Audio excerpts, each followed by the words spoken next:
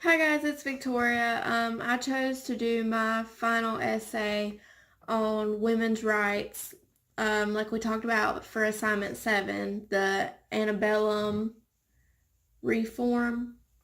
So basically, I wrote my paper on women's rights, and I feel like it's a very important topic to me, especially being a woman. Uh, for the past 100 years, women have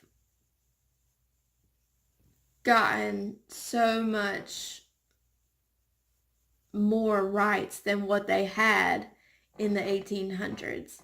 So during this time, women were expected to stay at home, take care of the children, cook, clean, um, just basically take care of the household. And men went to work and made the money. And women were not okay with this. They wanted more. They wanted to be able to speak their opinions. And so in 1848, there was the Seneca Falls movement that took place in New York. And this movement really got the ball rolling for women's rights. It pushed for reform legislation, but many of the politicians wouldn't listen to women. So women decided that, well, maybe if we can get the right to vote, then we will get the politicians' attention. So finally, in 1920, the 19th Amendment was passed for women to get the right to vote. And this was a huge accomplishment for women. So after this, they it expanded the middle class roles of women in the household, and there was clubs that worked on social issues that were for women's rights, and it concentrated on education and literacy. Women improved many things at this time.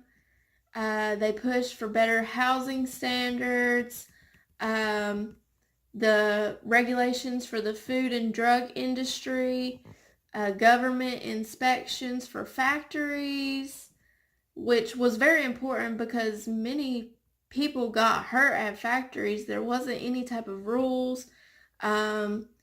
During this time, children could work. It wasn't very safe.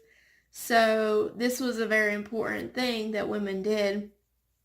They pushed for laws concerning workers, and they helped with getting the law for assistance for mothers that have dependent children. Maybe they were widows and they just could not afford themselves to pay for everything that's required for you to pay for at the time. Then they joined labor unions and held meetings. They picketed and raised money for their causes. And what's great is that for them to pass this voting law, they were not violent. It was very respectful and quiet. They didn't go out of control with it. And that's one of the things that I like about it, just because they were respectful about it. And this has helped so much with the time period now, 2019. Even though there's some things that women still are fighting for rights, to be equal as men, it's nowhere near as bad as what it was in the 1800s. Yeah, we still are fighting for the same pay as men. Some jobs women don't get because they're a woman, even though they're equally as qualified, or they might not get paid as much as a man just because they're a woman.